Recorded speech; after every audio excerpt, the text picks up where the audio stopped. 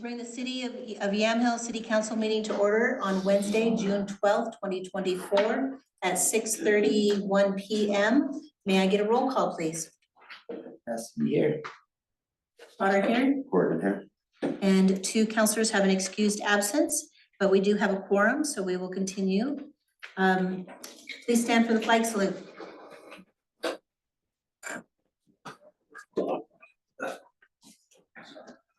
I pledge allegiance to the flag of the United States of America and to the republic for which it stands, one nation, under God, indivisible, with liberty and justice for all.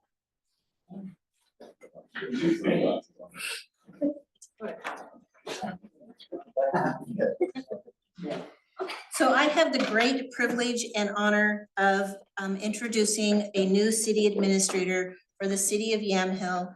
We have been in a recruiting process for years, it seems like, and we've had interim city administrators that have filled in for us in the absence of a full-time administrator.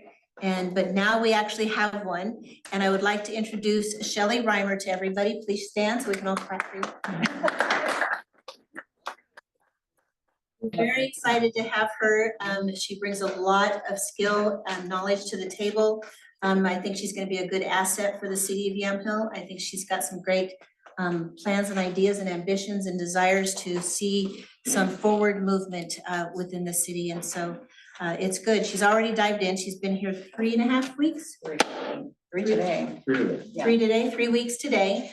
And she's been diving into everything. The pool has been deep and she's not quite hit the deep end yet, but she's taken in as much knowledge as she can and getting to know the city and all that comes with it. And so welcome to Shelly Reimer, our new city administrator. Thank you. Let's go ahead and start public comment. Is there anybody that has something for public comment? Hi, Mayor. My name is Robert Davis. I represent Yamhill Neighborhood Association, and I want to personally and communally welcome Shelly to our little town of 1,100 people. Thank you very much for your participation, and we hope you're here for the long haul. Thank you. Other than that, that's all I got. Thank you. Thank you very much. Mr. Disfro? That's in regard to item number 10, new business, Mark Club. The use permit for the review of our. Okay, so you're going to be speaking during that time frame? During that time. Okay, sounds perfect. I'll hold you over till then, sir. Ms. Perrin? Nope. And Mr. Phillips? No. Is this my only chance? For public comment? Well, I think you're on the schedule, aren't you? Okay. Derby Days, yes, you're on the schedule, sir.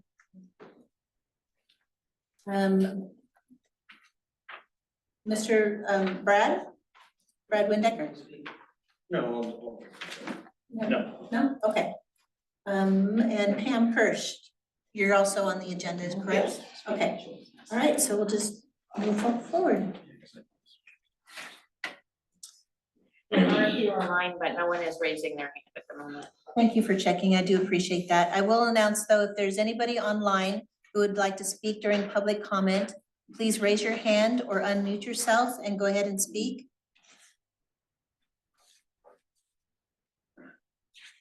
No hands raised? All right, we'll move forward. Closing public comment. City Recorder, any agenda updates or additions?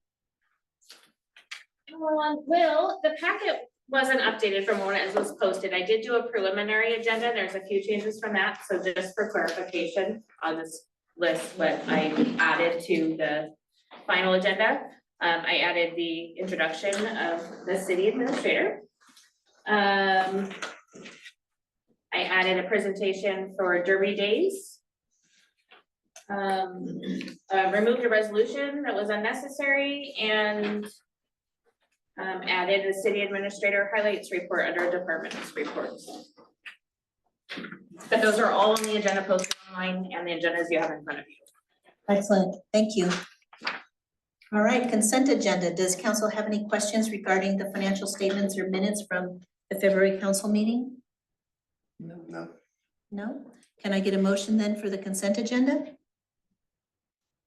I make a motion to approve the consent agenda As is. as is. Morgan second. Can I get a vote, please? Askey, aye.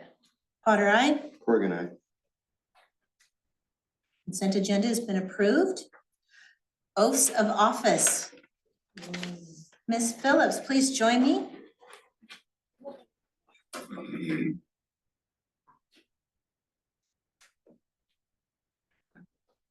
Where am I joining you at? Right here in the middle where Oh, you can right be in the seen on camera loud and clear. It wasn't with the camera, you know? Over here, so thank you very much. Here's Glad a you're here. I don't have my glasses on. Well, I know we can't. I'm good. Okay. All right, I'm good. Okay. I've shared with the so mayor. raise your before. hand. City of Yamhill Oath of Office.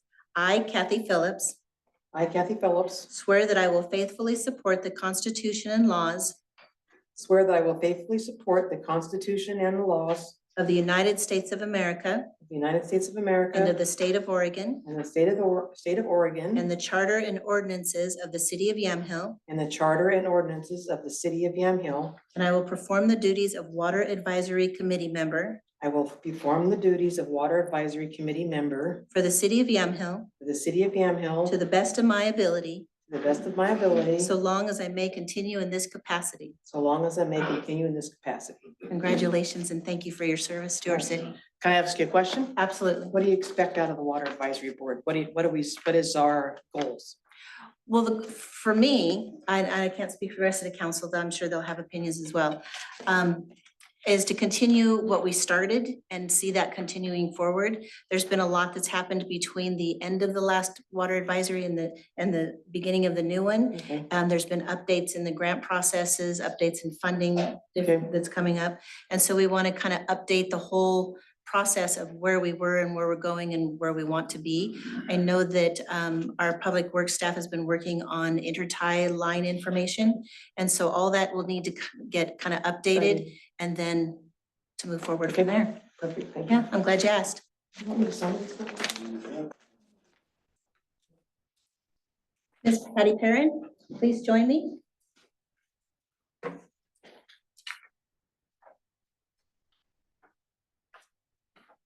Front and personal, where they can see you. All right, after me, please.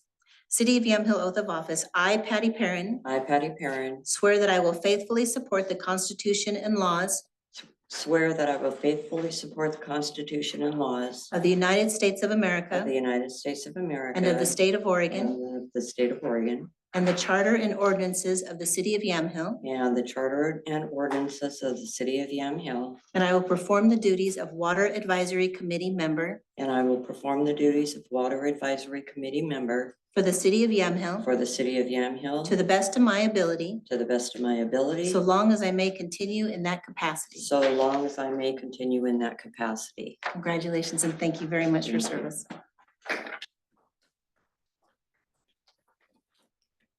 Mr. Davis, Yes, ma'am, Mayor. front and center, sir. Yes. I, Robert Davis, I, Robert Davis, swear that I will faithfully support the Constitution and laws of the United States, America, swear that I will faithfully support the Constitution and laws of the United States of America and of the state of Oregon, and of the state of Oregon, and the charter and ordinances of the city of Yamhill, and the charter and ordinances of the city of Yamhill, and I will perform the duties of Water Advisory Committee member and I will perform the duties of Water Advisory Committee member for the city of Yamhill for the city of Yamhill to the best of my ability, to the best of my ability, so long as I may continue in this capacity. so long as I may continue in this capacity. Congratulations and thank you, sir, for your service. Yes, ma'am. Glad to be back.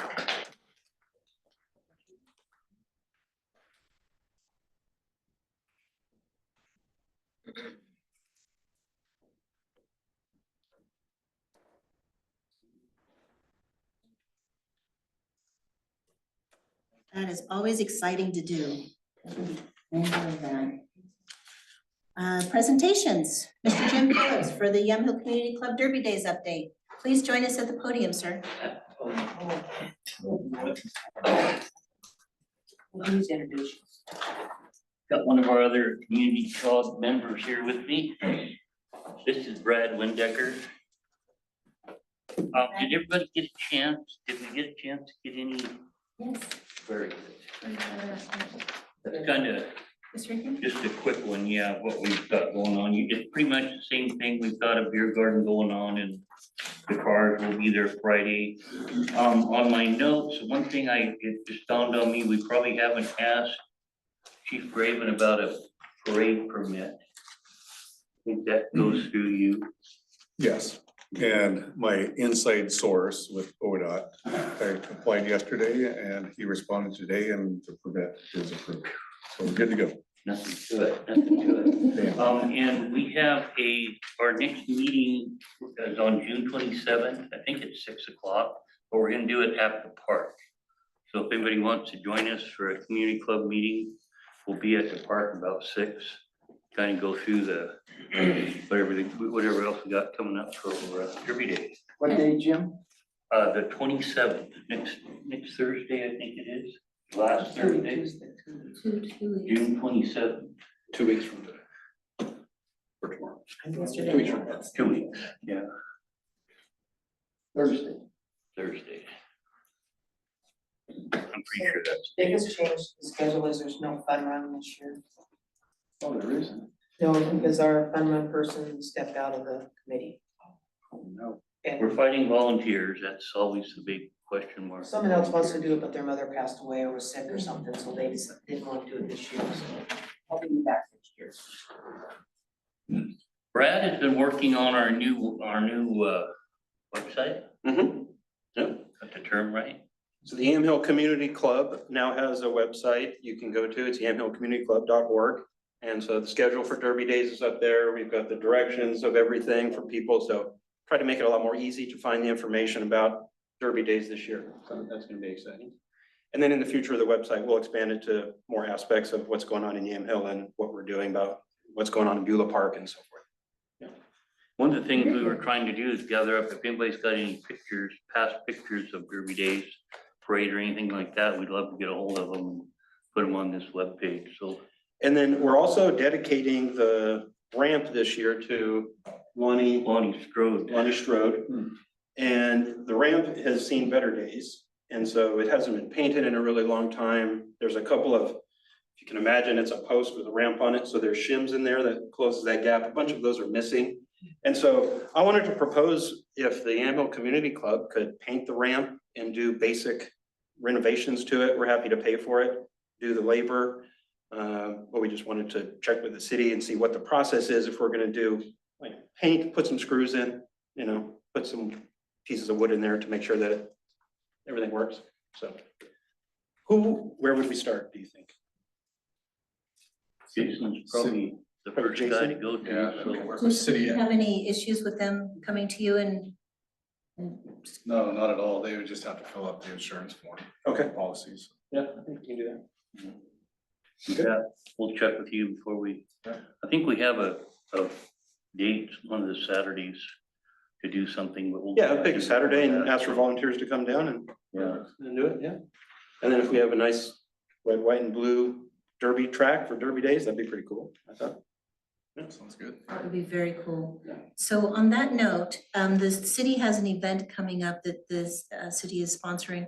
It's a quarterly county city meeting where all of the counties and cities get together, the staff and the officials get together and share information about each other's cities, and it's a quarterly event. And each city takes a turn hosting an event, this dinner event. Yamhill does it every 4 years, and our event is coming up August 15th. If we could happen to have that painted and looking really snappy by that event, we'll be having the Yamhill County city dinner event in the park that evening. Oh. And so if we had that looking snazzy, that would show it off to That'd be really- everybody in the county, which would be really kind of fun. I think a big part of what YCC Group is doing this year, the group's been around 30 years, 20, 25, 30 years. Quite a while. And so we now we've got the website up, we just redid the charter, we kind of got a refresh, and now we want to set the next 10 to 20 years for the park. And so that, right now, that started with a new flagpole last year, some new benches and chairs. Then we can paint the Derby, the Derby racetrack. And then over time, we would like to have a plan for longer term of what we can do in Beulah Park and other, and everything else in town. Yeah. I think that'd be a good start. Questions, anybody? What was the insurance question, and what was the insurance date? It's more of a waiver, sorry. It's a waiver, just to have people up there working. Just for us working in the park, yeah. That's what I think. Yeah. You need a waiver from YCC. Correct. We do it. Do they have one on file? Yeah. I believe they send us new one every year, so I can just double check that. Sure. See if we already have. And then we'll find a Saturday or a day when we're gonna ask people to do that. We'll post on the website. We usually post stuff on Facebook and so try to make sure that as many people in the community know that there's something going on if they want to volunteer. You can let the city know also, because we can Do that. post it, and maybe something I'd be interested in, especially with one. Great. All right. Thank you. And Jim, you got the communication that we're putting off till potentially next year, the additional event, Additional event. the flyover event? Oh, that we yeah. talked Oh, about? we did, yes, indeed. Yes, we did. We're gonna pick a theme that goes with We're that. gonna pick a theme for Excellent. next year. Excellent, then we'll resubmit it. Thank you very much. All right.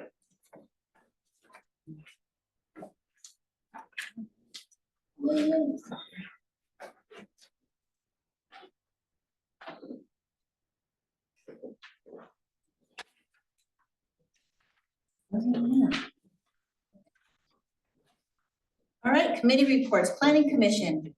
Mayor, may I wait until perhaps after unfinished business? I know Jenny Morrison is gonna be here and to be part of the report. I talked to her too, so I know she's planning on being here, so we'll go I ahead and just- hold off and wait on that. I just was talking to her. Not a problem, we'll postpone it. Thank you. Unfinished business, well, that one we need to hold off on as well. Never mind. You're up. Committee reports, planning commission and economic development committee, please. Well, just recapping our last meeting and our next meeting. We had the staff report included dark sky lighting standards, and dark skies, we actually changed the name of it, so it's outdoor lighting standards, because dark skies is a piece of it. And we kicked around things like, well, how long will it take? How long will people have to comply? 2 years, 1 year, 180 days. I think we're kind of settled in at a year. So there's just lots of moving parts to this nuisance lighting and limiting watts per house per business. And so it's complicated and you'll see it in a little while. So we sent him back with a lot of questions and things that we said, we'd like it like this. And he's like, yeah, that's a great idea. So that'll come back our next meeting on Monday.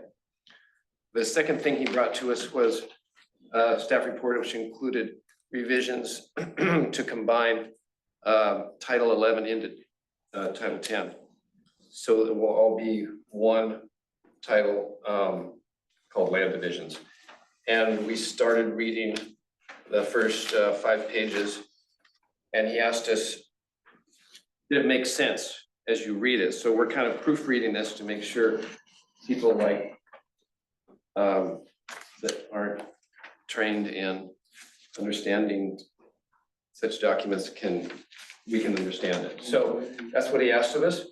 And we're gonna get back together with him and give him our input and go on from there. So hopefully he'll bring us something around up on the outdoor lighting standards that we say, this is it, and we can vote on it, and you'll see it pretty soon to approve. Any questions? No, that was good information, thank you. Okay, thank you. Oh, and Jenny.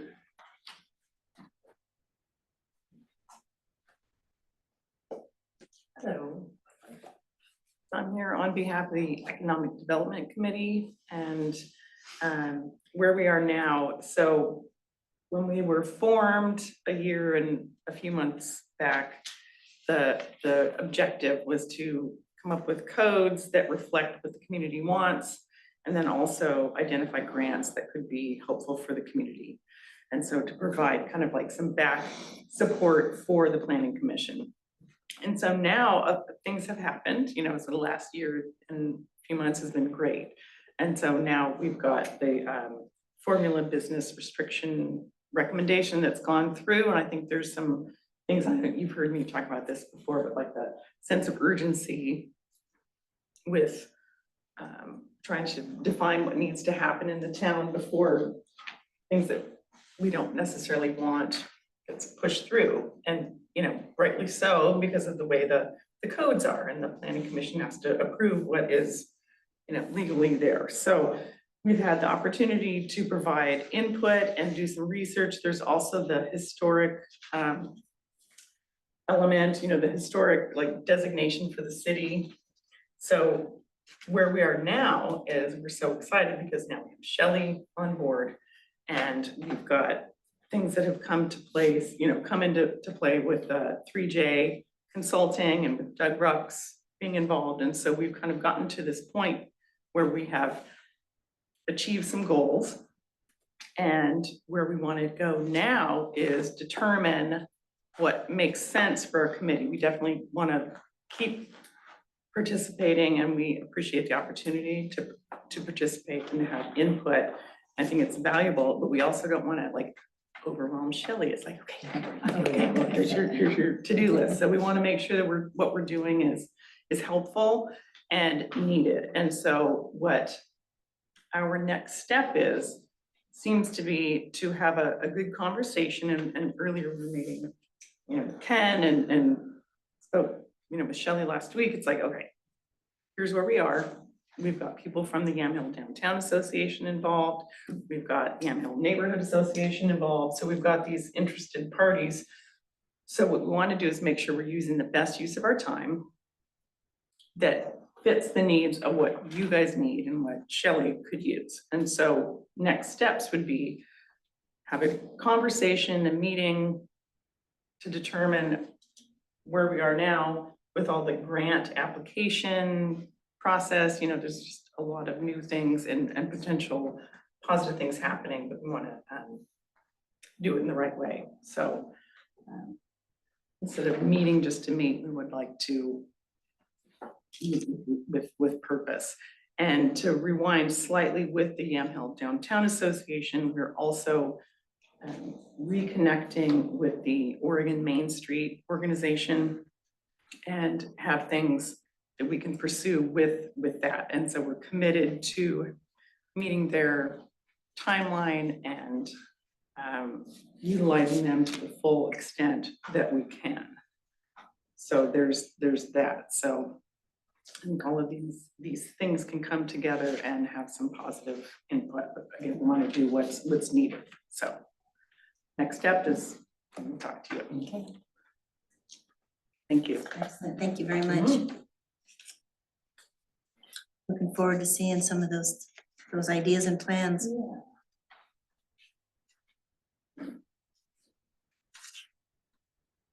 Do we have any other committee reports, presentations?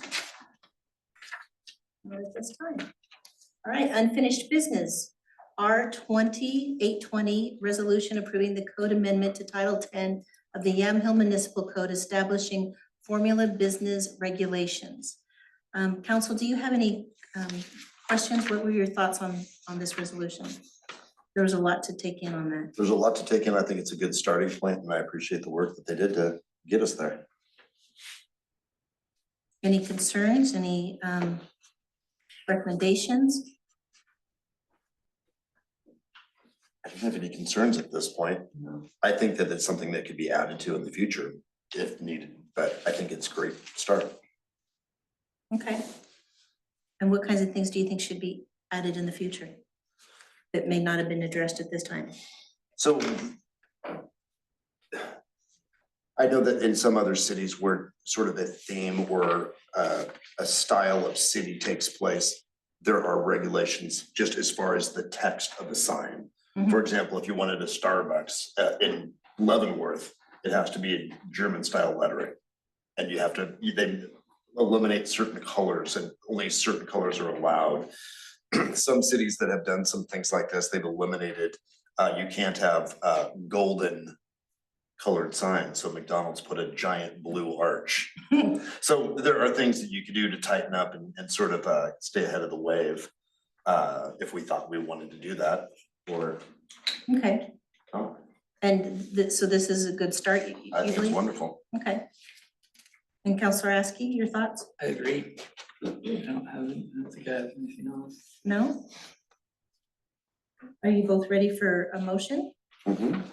All right, I move to approve R 820, a resolution approving the code amendment to Title 10 of the Yamhill Municipal Code, establishing formula business regulations. Second, negative vote, please. Husky, aye. Potter, aye. Corrigan, aye. Our 820 resolution has been approved. Resolution R 822, resolution declaring the city's election to receive state funds. That seems like a no-brainer to me, but is there any questions or concerns about that? I think it's a wonderful idea. Like, yes, please. Counselor Askey, anything? Yes, please. Yes. Okay, motion then? I move to approve R 822, a resolution declaring the city's election to receive state funds. Second, Vote, please. Husky, aye. Potter, aye. Corrigan, aye. Resolution R 822 has been approved. The state will send the city funds. We do like that. Mayor, can you tell me how much? Actually, I can't know.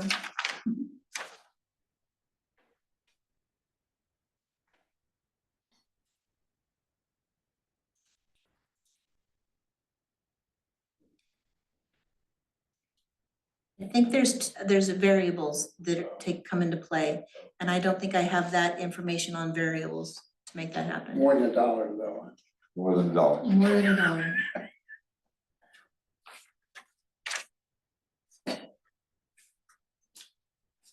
All right, resolution R 824. Resolution, did I do 823? I didn't I?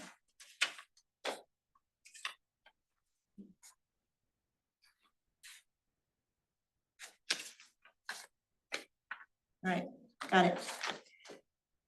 Resolution R 823, thank you, Angie, by the way. A resolution by the City Council of Yamhill, Oregon, adopting the fiscal year budget appropriating monies for operations and levy a property tax. Discussions on that, council?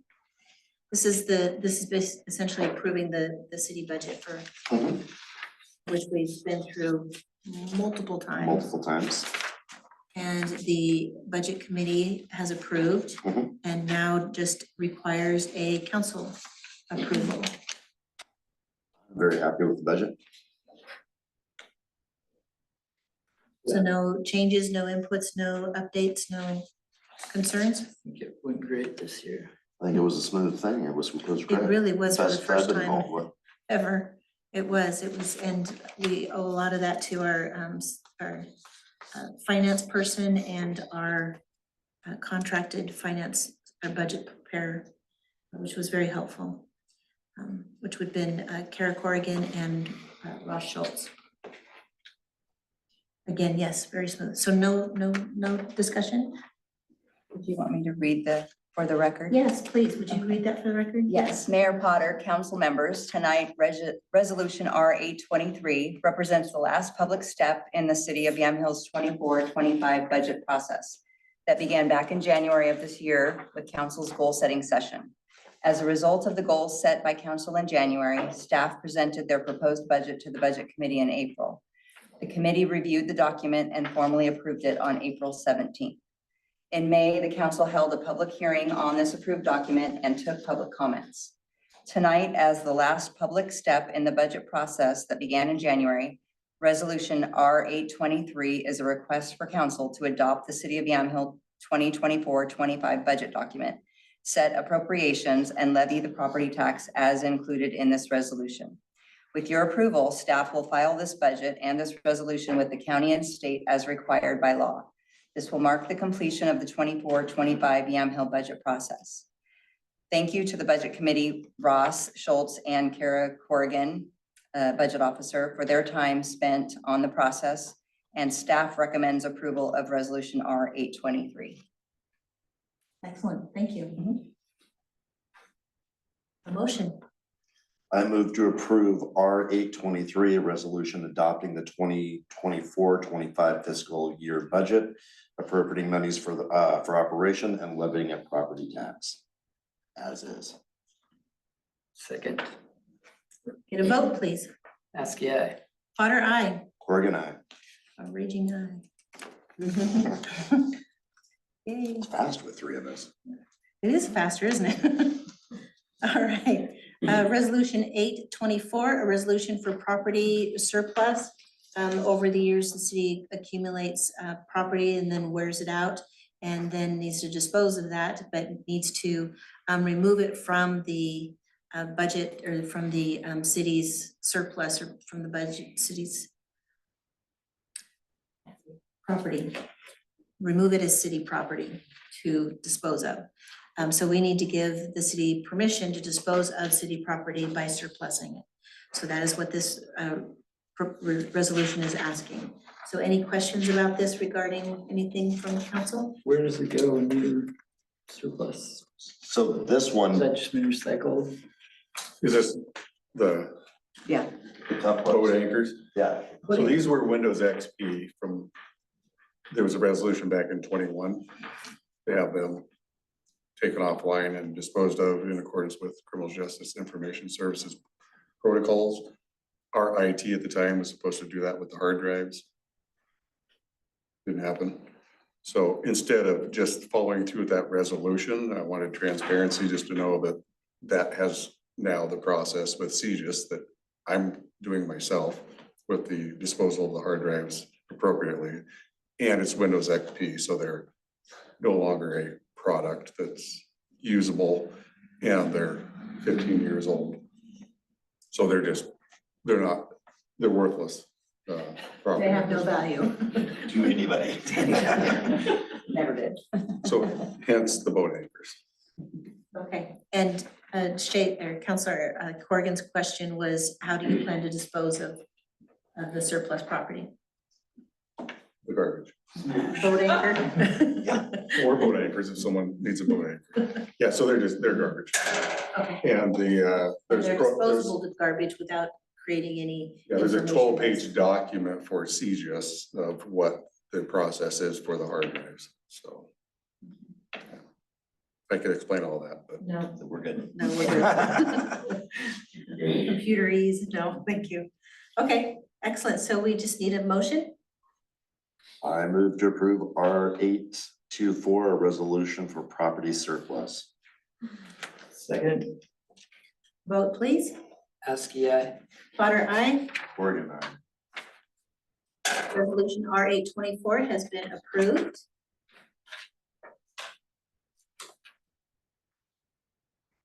Got that cruising. New business, special event permit for Beulah Park, McMinnville Amateur Radio Club. Mr. Disbrow. Thank you. Good evening, Mayor and City Council. Jay Disbrow, 515 East Main Street, Young Hill, here representing the McMinnville Amateur Radio Club. We would like to express our appreciation for use of the park last year, and we eagerly await your approval of using it this year. The park has been a great fit for us. The Amateur Radio Field Day, which is an annual event, is an online, over-the-air gathering of last year over 35,000 amateur radio operators. So, and you're all invited to come and attend and bring your friends and your children. Thank you. Thank you. I was able to attend last year. Was anybody else able to attend the event? I wanted to go, but I had to work. Yeah, I've heard it was wonderful. it really was exceptional. I learned so much about amateur radio, and it was really cool to see the volume of people that were attending that were passionate about this program. and how much they appreciated having that particular location. Apparently, it had special usage. It's accommodates us very well for putting up antennas and setting up our radio stations and having our social gathering and that. Well, it was a great event and I enjoyed myself very much.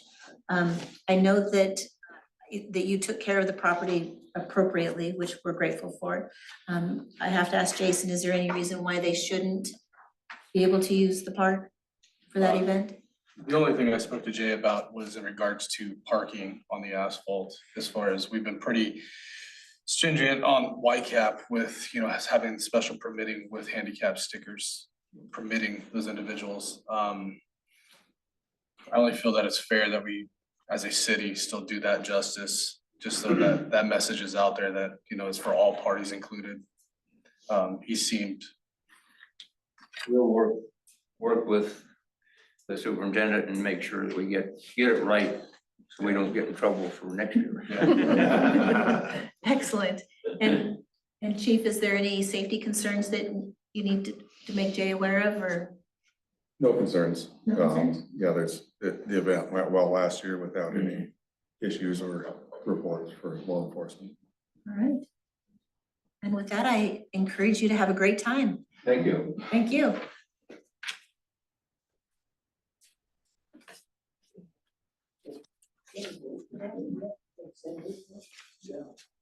If you get an opportunity, you really should check it out. It's pretty fun stuff. And when the aliens arrive, he'll be the first one I call.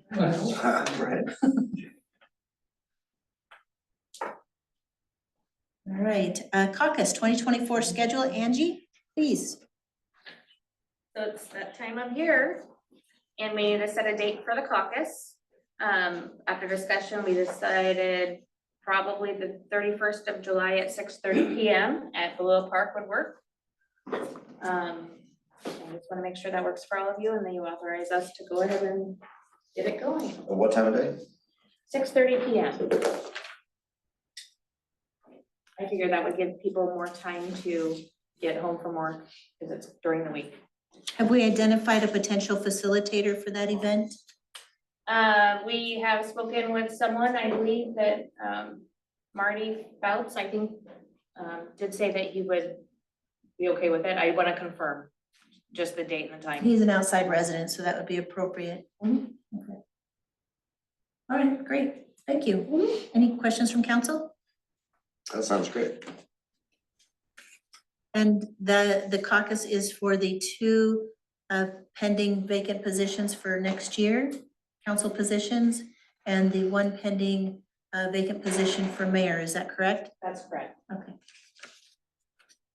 Great. Those caucuses are always a very interesting event. If you get an opportunity, I encourage you to attend. It's really neat to see the election process in process. And it's a great experience. So please attend if you can.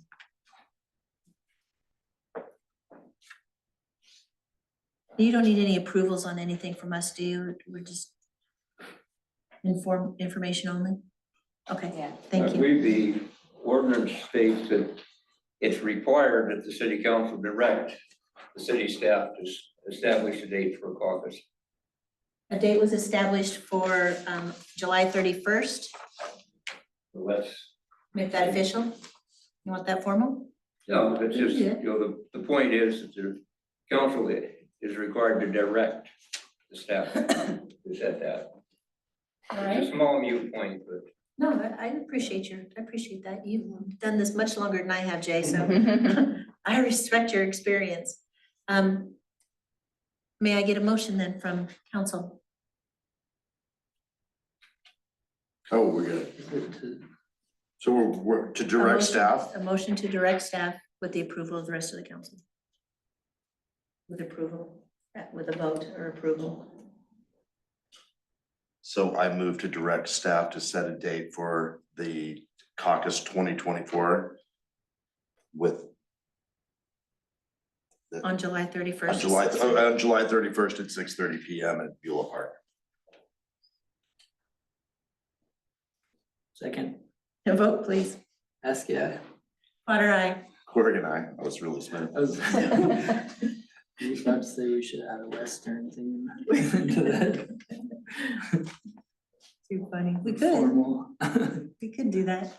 Thank you, Jay. All right, department reports. Chief Graven. Thank you, Mayor. Did everyone receive a copy of the staff report? Anyone have any questions? Well, I've appreciated the opportunity to fill in as the interim city administrator, and it was a great challenge and a great learning experience. And as you can see from our staff and ignoring them, how busy they are and how much work they do. Publicly, I want to thank all of staff because I couldn't have done what I did without them. And everyone else helping pick up and moving the city forward as they have. So it's very appreciative, and we've come a long way as the city, and we have a long way to go, but we are moving in the right direction. So I publicly appreciate all the staff and for all their hard work and their relentlessness to make sure that the city is running smoothly and moving forward. And we also have the stats reports for the police department. Does anyone have any questions about that? Again, resounding how staff has been working diligently and the police department, making sure that the city is safe. Any questions about that? Performance questions. I don't said I don't have any questions. I just appreciate the work that they're doing to, be out there and be visible and taking care of, 137 people that had an opportunity to learn how to operate a motor vehicle through Yam Hill is excellent. And It's just the warnings, it's not even the citations. Sure. Yeah. And performance reviews were completed on all staff, and they are in compliance with the 24-25 budget. And again, those performance reviews are reflective in that report of how busy everyone is and how diligent they are in working for the city. So it's been, again, nice to work with council. I'm not going anywhere. I'm still gonna be around. I still am who I am. So all of staff are still willing to work together with me and moving the city forward. And it's been an honor for the last 3 weeks to work with Shelley and passing that baton, which she's taken on quickly, which is good. And I think she has the baton now, so. Mostly. I'd like to say thank you for all the work you did. I have no idea. I understand that you don't sleep and such, but that's still without sleep, a daunting thing to do 2 full-time jobs. And you did a wonderful job. I appreciate that, Shay. Sleep's underrated. That's what I hear. I couldn't tell you. I get some all the time. Truly, I would like to call you out as being an exceptional human being, first of all, but exceptional, dedicated person to the city of Yamhill. This is not just a job for you. This is something you personally take very, very much to heart. And I have so much respect for you in that regard, because not everybody would have stepped up to the degree and to the level that you did. And you really set a bar for us that we could then see the future with the city administrator because of the bar you set. And it made a huge difference for us. Thank you. Thank you. I appreciate that. With everything that Shelley has been doing, she's been, again, taking on a lot and absorbing it and actually comprehending it. So that's impressive, especially coming from me to her. So. And she's done something else that, so normally I'll touch on highlights and events and things, and it is a word, way more awesomer at it than I am to be able to present that stuff. So I will turn it over to her to let her present that. Look at that, the baton's going right now. I can see it. Bam. Bam. Like that. Well, and I just want to also say, in my 3 weeks, if I didn't have this person and all that you've done to prepare this position and the person walking into this position, it would be a lot harder to do what I've just been able to do in the last 3 weeks and all the work that's ahead. So thank you for me also, because you've made it a lot easier for me to step in and grasp a lot of what's going on. So anyway, with that, I wanted to, for my first meeting, take the opportunity to just, from the report that Greg's been putting together every month, begin a process to highlight some of the wins and some of the projects and positive noteworthy events that that staff and City Hall is working on to make council aware and to make the public aware, so you guys can all see specifically some of the things that staff's doing. So this is my report from the work done in May. And again, I've been here for 3 weeks, so I wasn't here for all of this, but I'm taking this from the reports. So if you could go ahead to the next slide. So in my time, oh gosh, I probably need to get a little closer because I didn't bring my computer and I can't even read that. Note to self, make the font bigger next time. I wanted to point out some of the cool things that the police department are doing above and beyond, because we know that they issue citations and warnings and do traffic and safety and stuff, but there's also some things that they do outside of, not outside the job description, it's still within the job description, but it's just sort of above and beyond, and I think it's worth noting. First of all, Chief Graven obviously onboarded the new CA, which is me, City Administrator, and that's a big job. There's a lot to download and a lot to teach a new person just about what's happening in City Hall and all the projects and bringing me up to speed. And that's an ongoing process, but he spent a lot of time on that. And that included an office furniture move, cleanup day, which he led, and we cleaned up the garage and just kind of had a big purge session with staff, and also assisted with a lot of the IT needs. So it was sort of, you know, something needed to be moved, hung, IT needs needed to be met. Chief Graven was our go-to. And so we really appreciate that. Public Works helped obviously too with that. We'll get to Public Works, but Jason was great with that too. He also, just some of the things that Chief Graven spends his time every month doing is working with teams around the community to see about child abuse prevention, reducing childhood fatalities, the Drug Recriminalization Act, and all of the work that's going on to bring that back to where it used to be and beyond.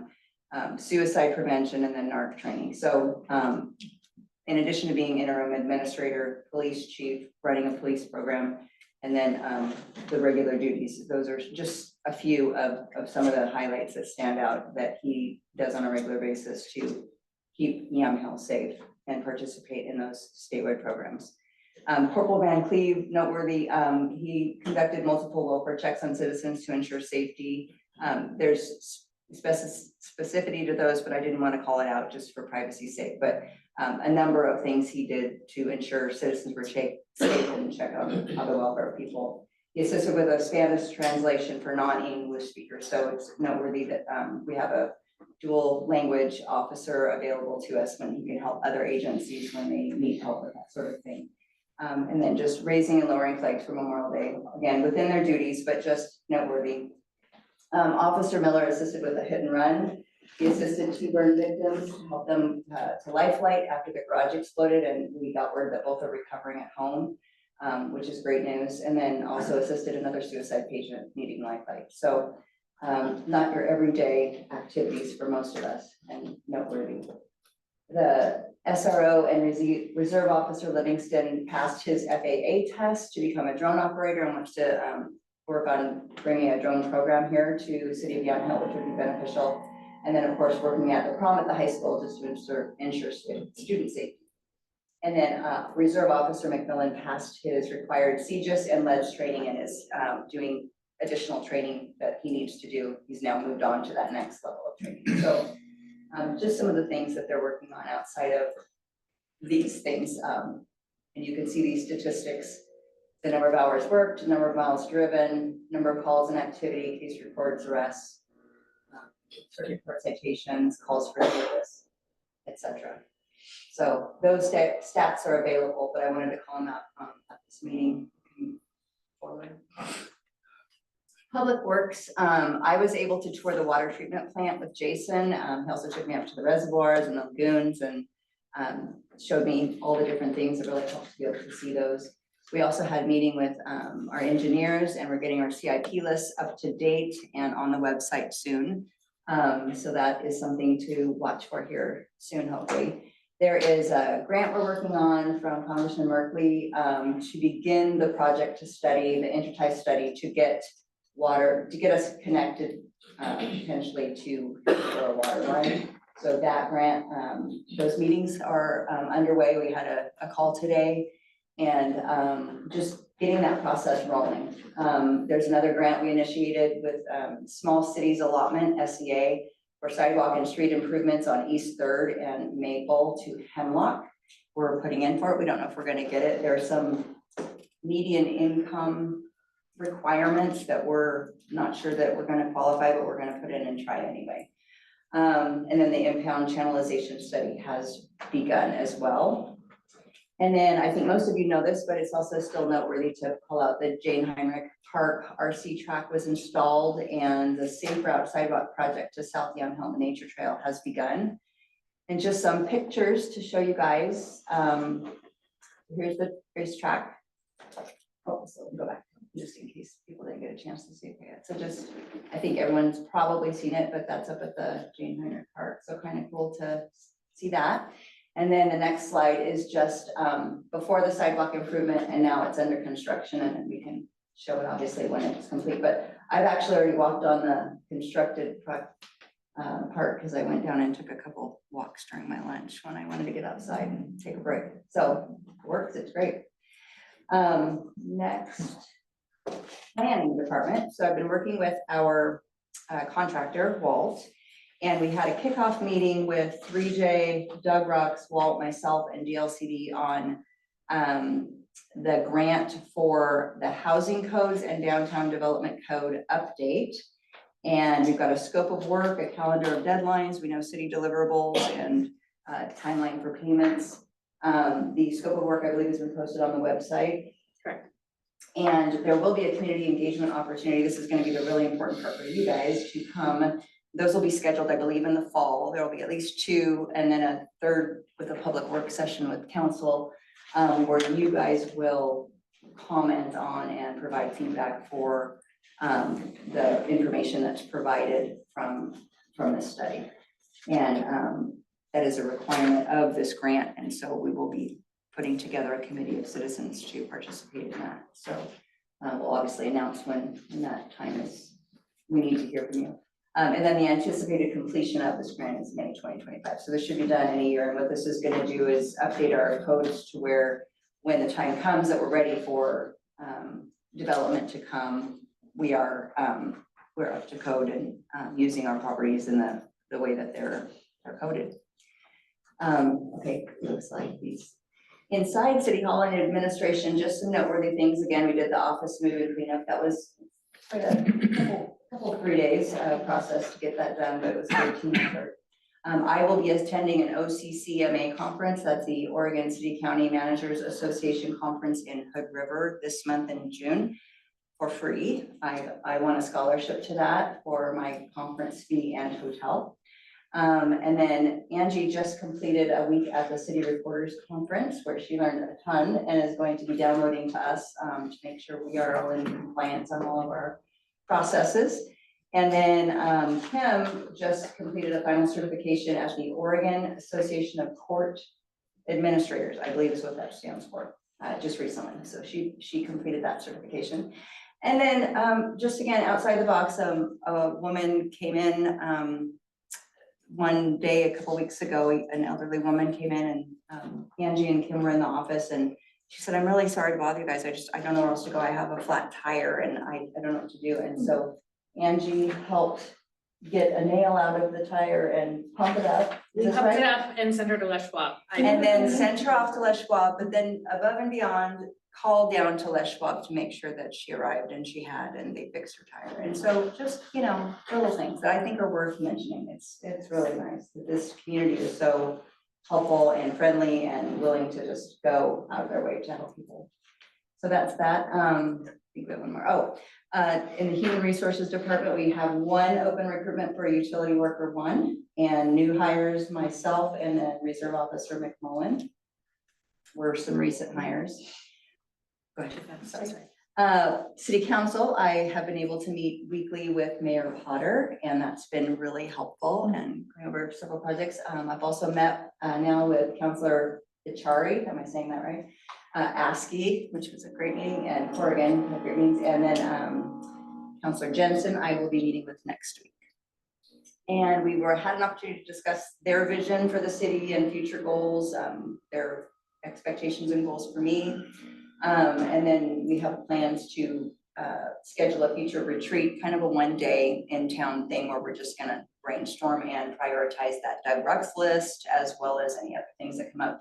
And as I'm talking to counselors and community leaders, YNA and YDA and other people, I'm sort of hearing common themes, you know, bubbling to the surface. So those things will be part of what we discuss in there. And then the community engagement, I was able to meet with YNA, YDA. I met with Phil Higgins, and he's got some great ideas for Jane Heinrich Park and wants to get involved in putting together a parks master plan. Met with Brian Young with Emergency Management Services at the county. City of Carlton, discussing the Hillsborough tie-in again and other collaborative opportunities for the two of us to work together. And then the first Friday last week we met here at first at City Hall and met with a couple of citizens and then walked down through the businesses and introduced myself to, well, Mayor introduced me to some business owners, and then to the Barn Grill where we met up with a few other citizens.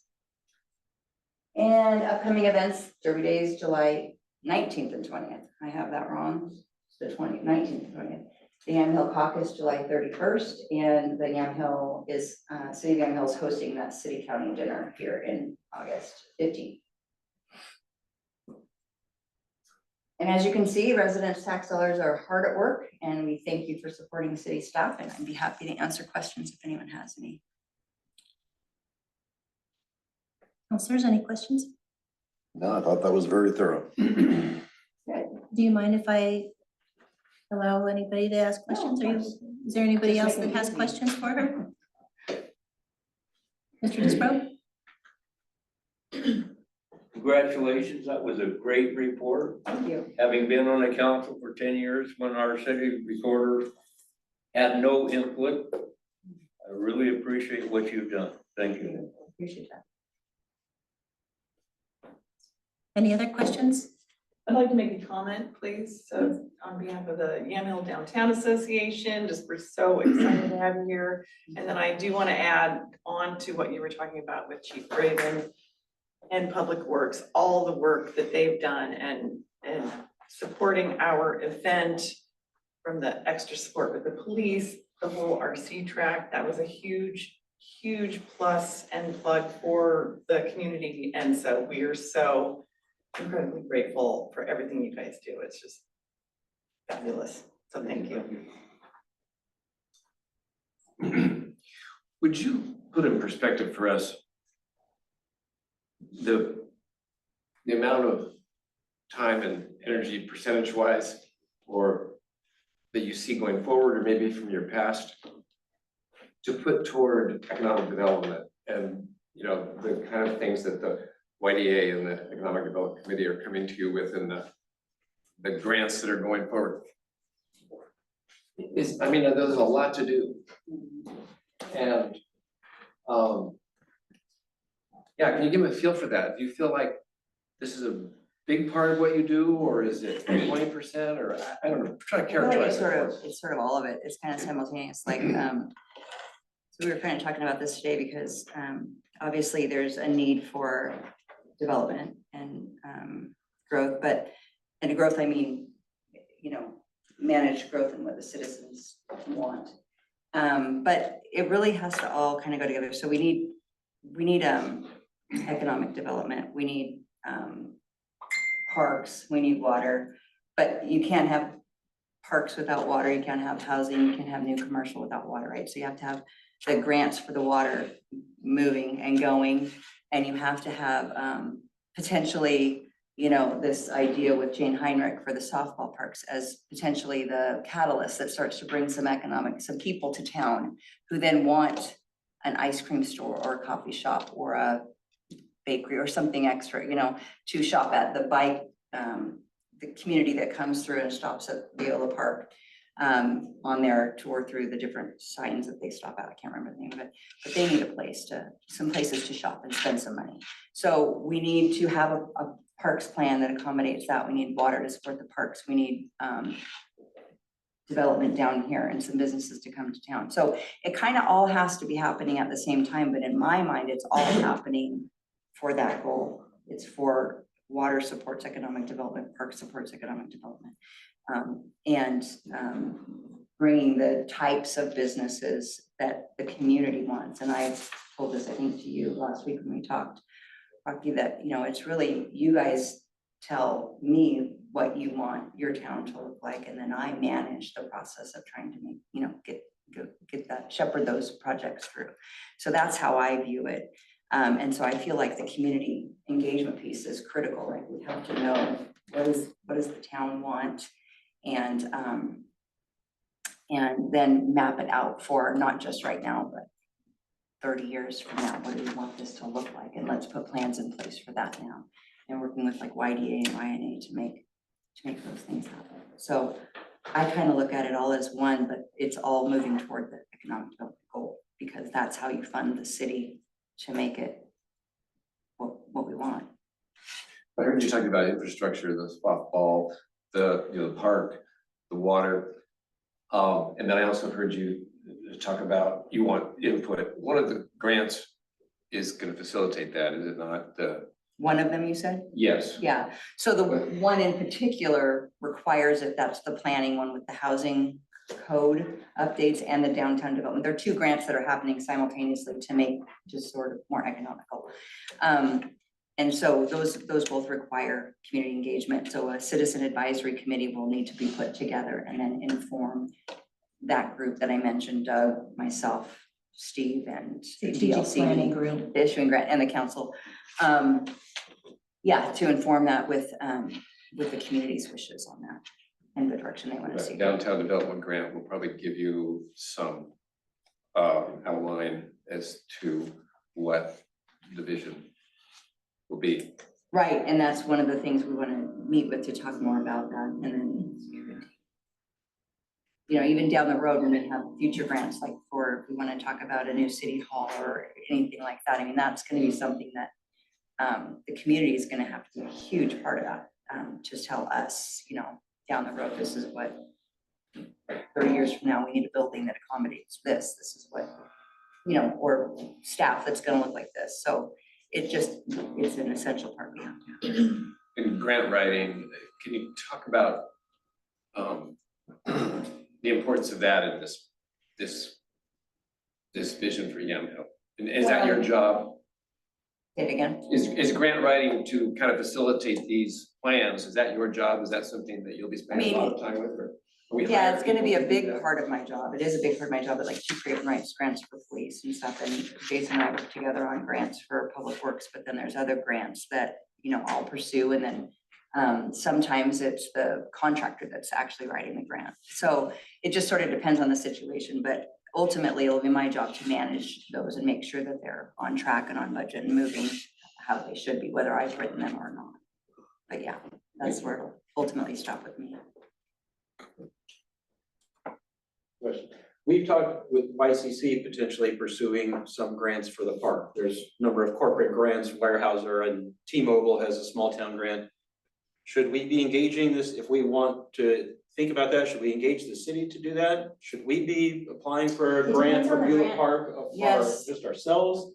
So there's multiple parties all kind of committed to the long-term success of Beulah Park and making sure that we're all. Well, I didn't know when you mentioned that about your vision for the park in the future. I thought we need to have conversations about how this fits into the whole picture, because I would love to know what you guys are talking about. But it depends, because some grants are like, you know, Bob was telling me they're more appropriate for nonprofits than for local government. So it kind of depends on the grant, but we can certainly talk.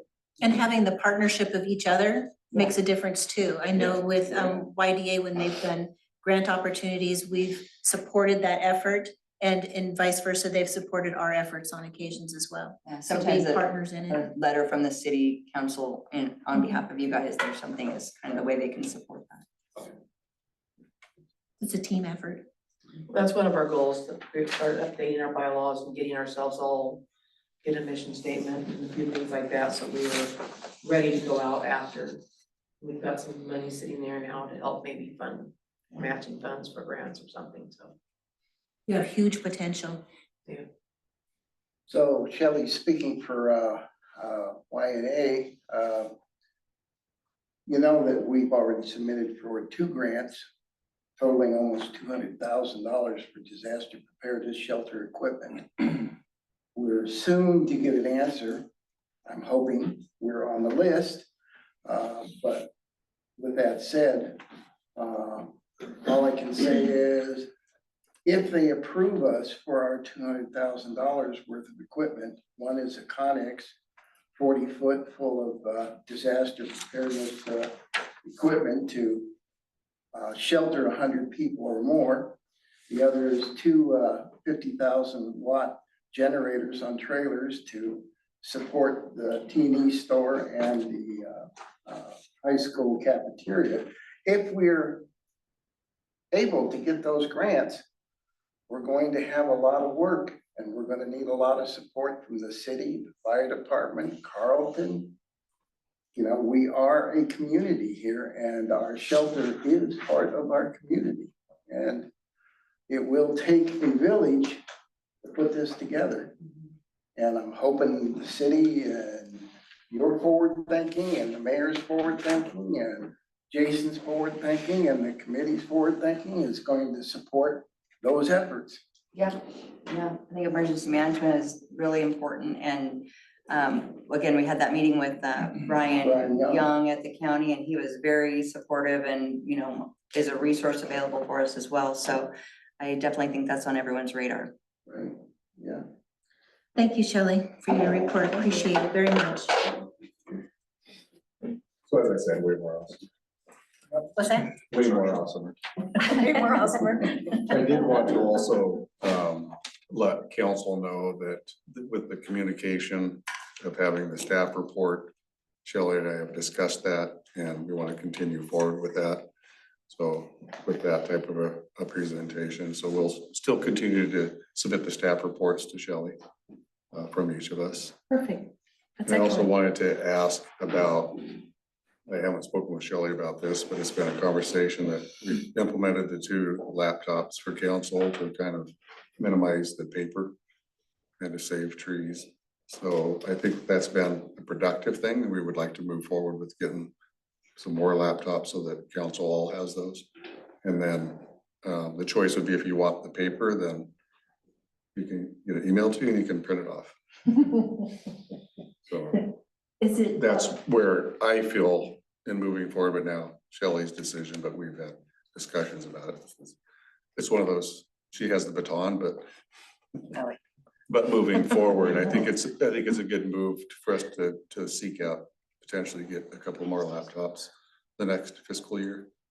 No, And I know- I agree with you, Chief. I truly do. I think that steering away from paper and being completely electronic for all city documents and all city work is the appropriate thing to do, because that's the direction our world is going in. My old school nature is, if I can write it down or print it or see it and touch it, then that makes it more real for me. But I know I need to grow up and move on. Well, you're happy to print them off. You can write on But computers. I've been doing it for over 3 years, just everything electronic for 3 years, because before coming to the council meetings, I mean, literally I'd have a stack of papers. Yeah. And I'd watch all of council walk in there and dispose of them, recycling, but still. No, I remember. So, yeah, Counselor asking, says, well, you know, you can write on computers now. It's like, you can. Stylus. So, my question though is there the potential of getting a tablet rather than a whole big old laptop? That could potentially be an option. The laptops just were something that we chose to do because, one, they were inexpensive. They have a keyboard, and then you have those that are like, okay, well, yeah, I like the tablet with the stylus, but then it's like, no, I need a keyboard to input information into, and then now you have to go out and get another device. some type of a keyboard, which they're pretty cool ones now that are actually like dimensional. They're not even really a keyboard, it's just. So technology's getting up there and tablets are a choice, but we chose to do it just because it's more universal for putting things in and inputting, especially with those that still want to be able to add stuff in to the information. So if you have your documents that are on the computer, then you have to have something to be able to want to put notes in and so forth. So that was why this, in my opinion, was much more functional. We did look at tablets, but of course, I look at the ones I wanted were almost $4,000. So that wasn't a choice. No. So budgetarily wise, it was more productive to have these types of things. That's something that we can look into. And then you guys can arm wrestle over the tablets. No, I trust your judgment and I'll be grateful for it and use it when it arrives. Okay. Willingly. I'll give up paper. No. Okay, excellent. Is that, Thank you. I just wanted to pass that along to see that that's something that it's been a test pilot period process, and I think it's working well. yeah, I think it is too. Just for us old schoolers. Never mind. Well, 'cause we do the cleaning too, and so I have to do the recycling, so it's a selfish reason. I don't want to have to be throwing all Oh, that. that in. makes sense. I get you. Okay.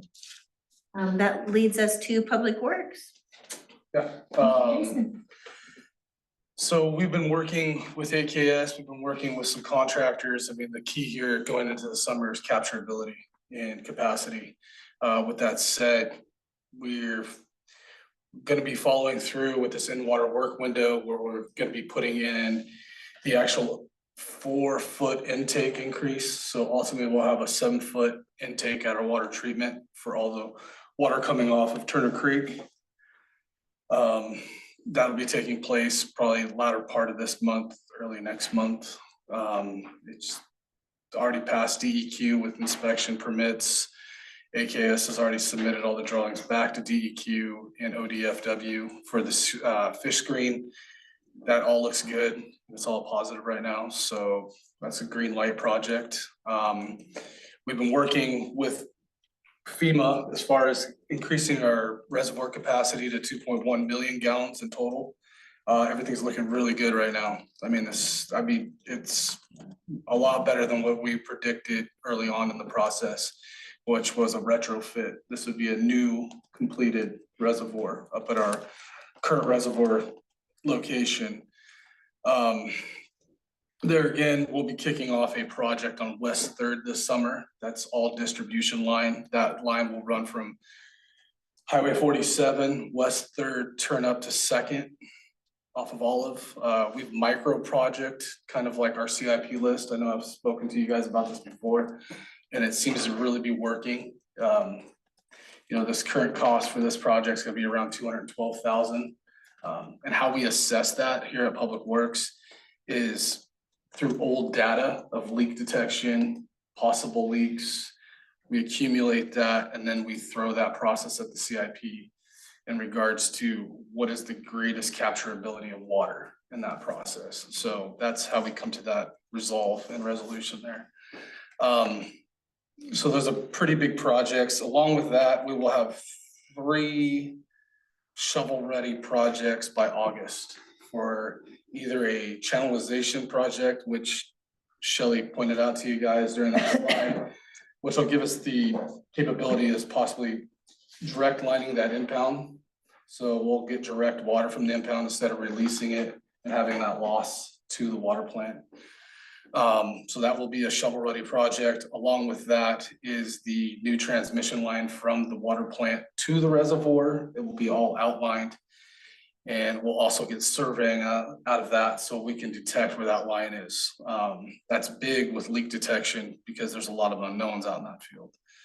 Number 2 is the Mount Richmond tie with Hillsborough.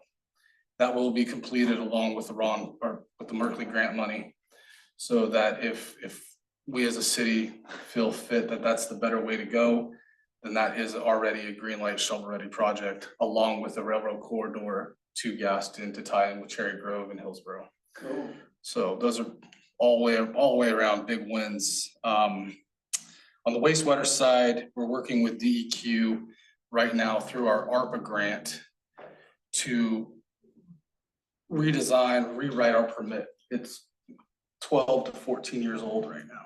And we're trying to implement new mechanical devices to that wastewater lagoon to make it more suited for the growth that's gonna come to this community. But that said, we're looking at aerators, we're looking at dechlorination on the end of the lines, better chlorination at the beginning, new valves, a new headworks, a new influent pump station. So those are big upgrades and those are all shovel-ready projects. So we're just waiting on DEQ to kind of green light and rewrite our permit so we can implement those. And that was a big help from Yamhill County with that ARPA grant.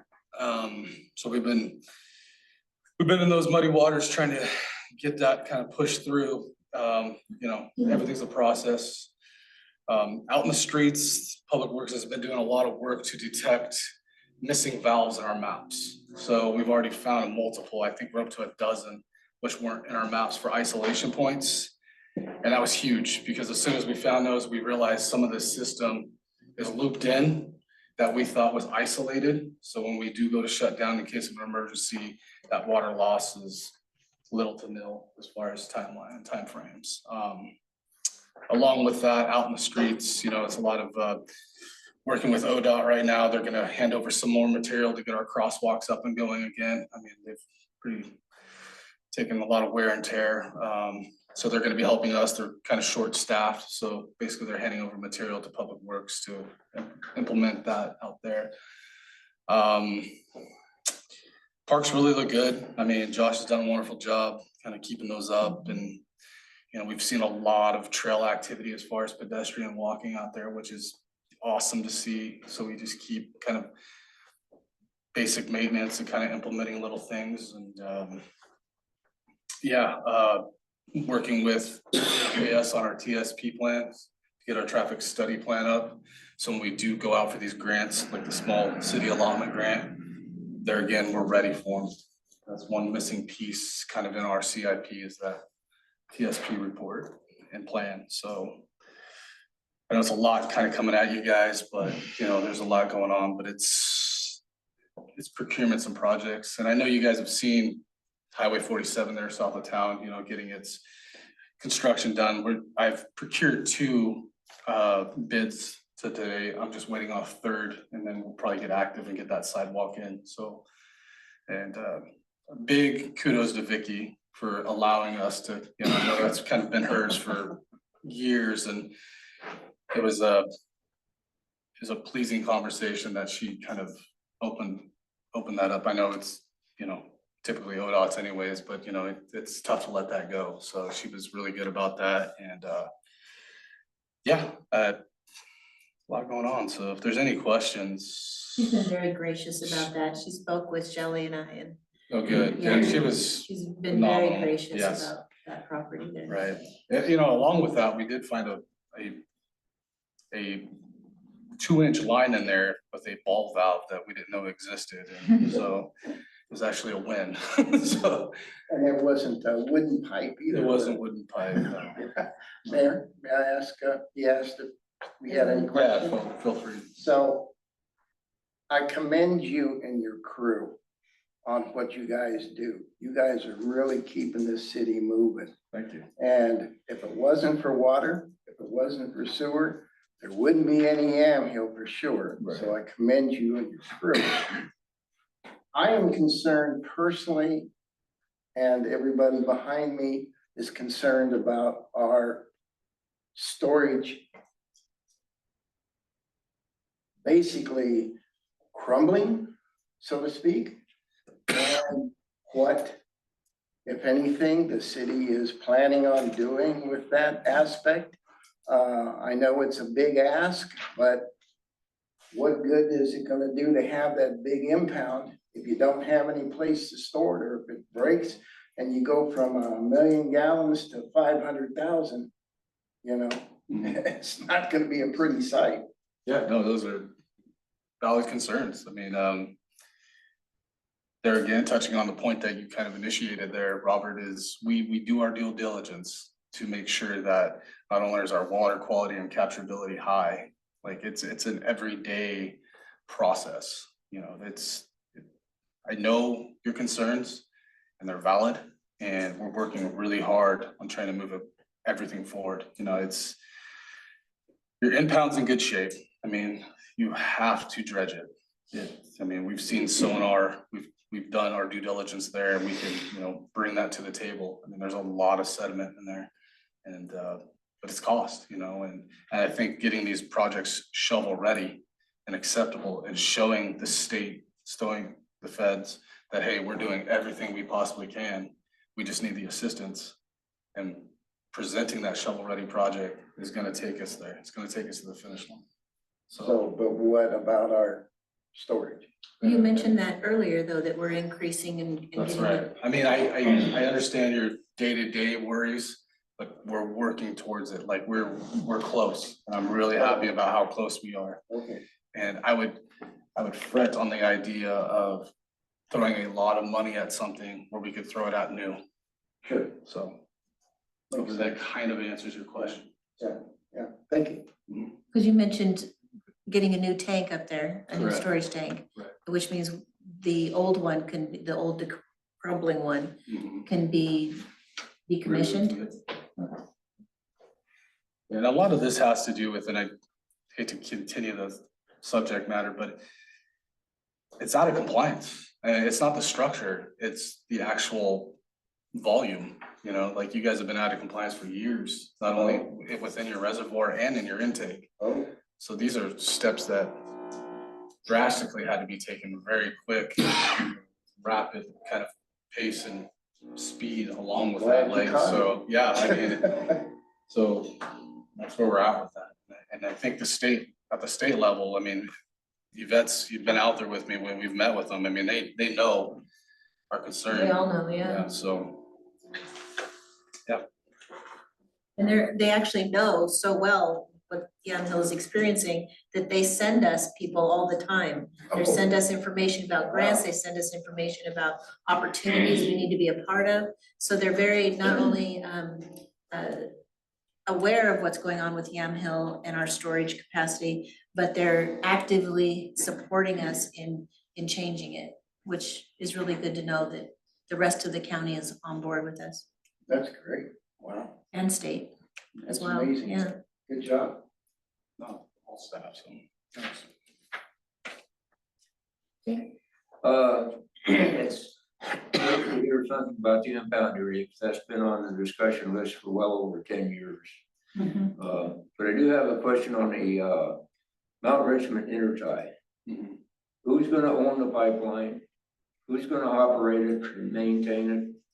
And will there be provisions for additional users to go on that line to bring in more revenue?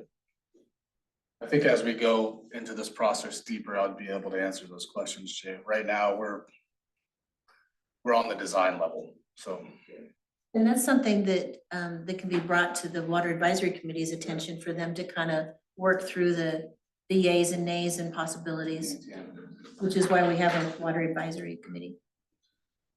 I'm kind of excited to hear that you're still thinking about that timeline. Yeah, To me, it makes more sense. it does. I It mean, does. on, you know, Shelley and I were just in a Zoom meeting with engineering, and if you look at it, it makes a lot more sense. I mean, and dollars to cents too. It's, Puts the water in the right spot. yeah, and if you're thinking regional, I hate to put this out there, Well, but you know, gravity does if most of the Carlton, work. if Carlton does what they're gonna do and they tie into that railroad corridor, ultimately in a loop system aspect at a state level, if we do Mount Richmond, it creates a bigger loop because now our water plant would be tied in to that loop system with that railroad corridor. So we could support backfeed Gaston hypothetically, feed Carlton through Hillsborough. Hillsborough feed us. We could even feed into Carlton also. It's a win-win-win, like all the way around with that Mount Richmond.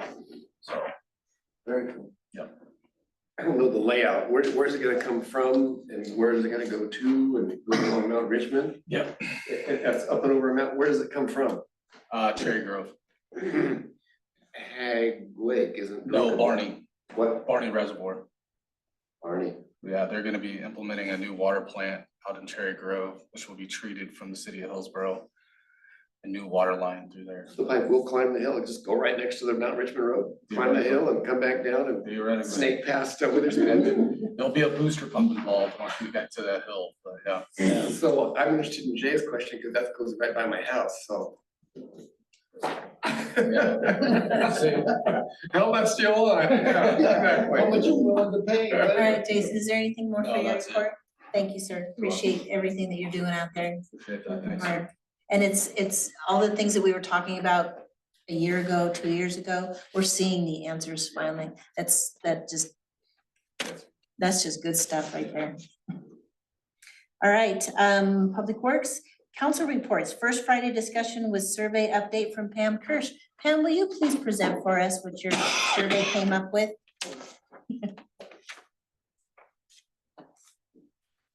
First of all, on behalf of the back row, I'd like to report a hum. I've been hearing it too. Vibration. A vibration. Vibration. Okay. And the front row concurs. Mayor and city council members. I'm here to talk about something exciting. A poll. I believe you received a copy of the results of the poll. You probably had a couple of questions, but I think I could answer them as I give it to you here.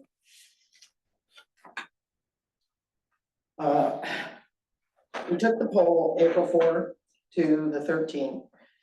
Just to recap, this spring, correct me if I'm wrong, council members were interested in knowing why more community members don't attend the monthly First Friday meetings.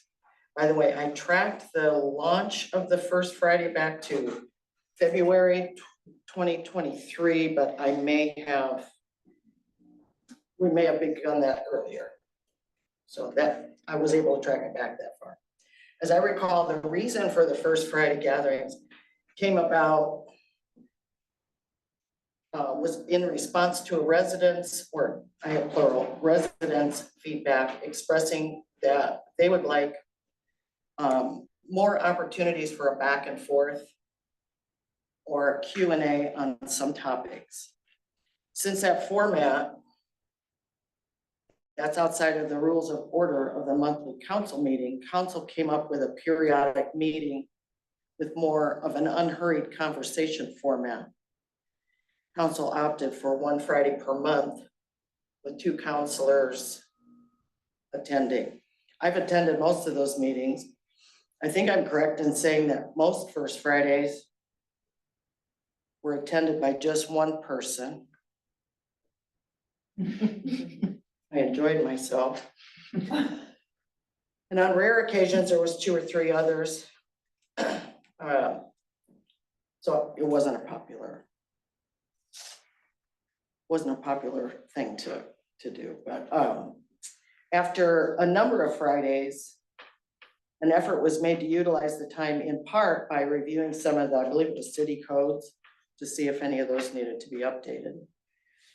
And we'll take a minute to examine the origin and intent of the First Fridays and what we can learn from the poll. Yamhill Town Community Facebook page has under 1,200, just under 1,200 members. Looking at the poll, you can see the number of votes only totaled 57. And members were able to choose more than one poll statement. So that would indicate the number of people that responded were even less than 57. The statements I added were composed so as to ask members, for example, is it simply the day of the week or is it the time slot that's wrong for you? Or is there a different format that you would prefer? In looking at these results, I see those people want something more that doesn't include a Friday meeting. The two more popular choices were they'd like to see a monthly or quarterly mayor's report to recap the decisions, ongoing projects, progress on goals, projects, budget, etc. And the second most popular one was they would attend a quarterly town hall at the fire hall or church event tent. It's probably accurate to say the public wants more information and they want it in plain language. This is my take on what I'm seeing in my community. And they want to understand the status of an issue, what the status is and options and overview and what's being done about topics that residents care about in a nutshell. These days, we're kind of used to people wanting quick answers to frequently asked questions and just a couple of clicks and they get it. But since questions and the background of the topics in Yamhill can be rather complex and have a fairly long history, it can be quite frustrating, especially for newer residents. Communicating in conversation or a summary is usually more helpful than the more formal legal terms used in communication at a meeting. So I've been attending these council meetings here for years and I still don't understand some of these issues. It takes time to learn the background, the terminology, especially public works, and the solutions, what the options are for solutions. And I think we can all agree that there's a section of the population that don't have an interest in their local government. Not everyone is willing or able to take the time to attend meetings, review meetings, minutes, or listen to the recordings. With regard to the communication part, and that's, just want to focus on that. I think there are some residents who get their information by attending meetings, reading the minutes or going through the recordings, but others get their information from the city website. That doesn't always tell the background or reasoning or the legalities and the rest. Others yet depend on getting updates from their neighbor, their friends, or people that may not be entirely reliable and or have misunderstood. So I like to think that I pick up on how to keep people informed. I get a kick out of that. And I've observed what happens when they don't have facts. What I've observed is it's still common for neighbors to update neighbors, friends, and family. While they're probably well-intended, it can often become like the old game of telephone, where there's one person who initiates a piece of information, and by the time 6 have repeated it, the original info can hardly be recognizable. That happens in this town. This type of communication is in the category of quick, and it's sounding convincing, but in the end, it actually causes more harm than good. Each one that repeated the info likely put their own editorial spin on it, which can be mistaken as a fact. I'm sure like you, I've had interactions with community members who tell something that they heard around town and how concerned they are about council decision. Turns out what they heard was not exactly accurate or factual. They say they don't go to meetings, review the minutes, or listen to recordings. They just heard it somewhere. These incidents of rumors and misunderstood information are well intended but detrimental, I believe, to the mission of this body. I think there's an effective tool that should be considered. I encourage council to consider providing residents with a monthly narrative with a title, perhaps of mayor's update or council news or a combination variety, to bring facts, updates, status on goals, budget, etc. This is something a resident can read, review, be informed, keep, and follow up on from month to month. I know what it's likely an additional task for the mayor or the council, certainly city staff. But I believe the benefits may be the most cost and time effective option of communication. The distribution can be online, pick it up at City Hall, street bulletin board, or by block captains if there are any in this town. Since it's not a legal action, probably the post office doesn't need to be dealt with over there. While I understand that not every rumor or misunderstanding can be prevented and extinguished, I think it's a newsletter type thing is a valuable tool that can bring more confirmation of the facts to the community. I'm a member of a number of community Facebook groups, and I see their hot topics, rumors, concerns, and complaints. For those groups that utilize the mayor's news or some form of that, I observe more of a sense of transparency, clarity, and jumping on it before it gets like wildfire, sort of like our water billing did there for a while with all the rumors and all that. I also see value in considering having a quarterly meeting similar to First Friday format, only not on Friday. So for anybody interested in what the options were? Or do you all have those? Can you read them for the record though? Sure, there's only 7, short one. First one was, I don't attend First Friday, 4:30 p.m. due to my kids' sports and family time. That was 14% or 8 votes. Number 2, I don't attend First Friday, 4:30 due to work schedule, received 12%, 7 votes. This is Facebook tally, so it's not exactly science. But number 3, I don't attend First Friday because that's our weekend kickoff or dinner out night. 3%, 2 votes.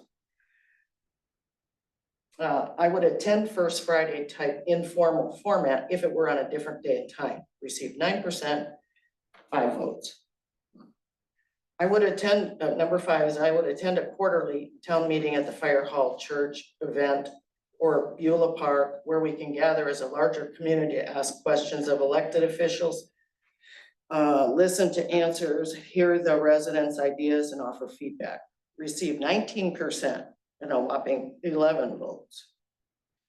I would like, number 6, I would like to see a monthly or quarterly mayor's report with a recap of decisions, ongoing projects, process on goals, budget, etc. Received 36% or 21 votes. Last one is I attend First Friday. There were 5%, 3 votes, 1 was. But I think where the gap is, just to add one more little layer. People don't like meetings, they're too busy. And when they see it's on the agenda, they hear it's going to be discussed, whether it's a gas station or, the water or whatever. They just want to know what happened. So there's a little bit of a gap. They can go back and read the minutes. But I think, again, it's that, you got to put the cookies on the lower shelf where the kiddies can get at it. And if you talk Robert's Book of Rules, a lot of times people are going, what does that mean? It's been such a, what status is that? I don't think everybody is meeting minded. So they just don't understand some of the actions. No offense to anybody here. I mean, it's just normal meeting stuff, I think, in our time. So. Other than that, I'd still like to report the home. Yeah. Are there any questions? But I see it's listed as a discussion, so I'll shut up now. Thank you. Thank you, Pam.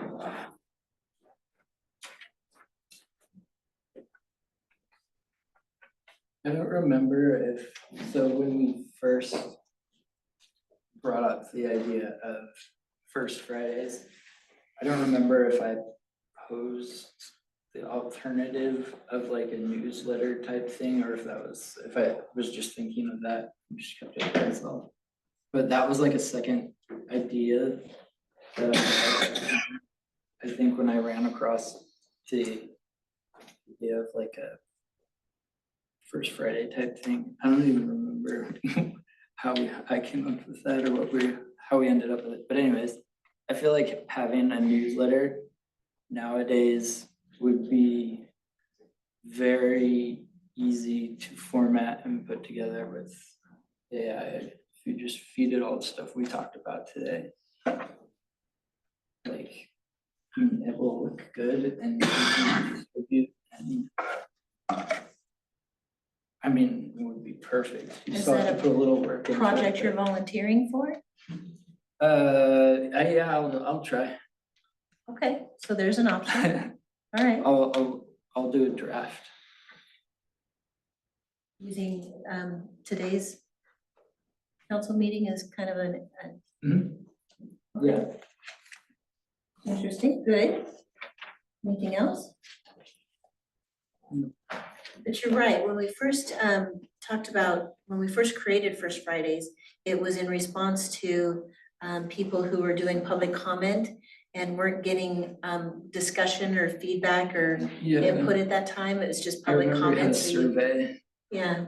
and it was right around when COVID started, I think. Yeah. And so we were wanting to give people an opportunity to just sit and talk and have discussions about things that they were concerned about. Because we're not able to actually do that during the council meetings when we're conducting business, right? Okay.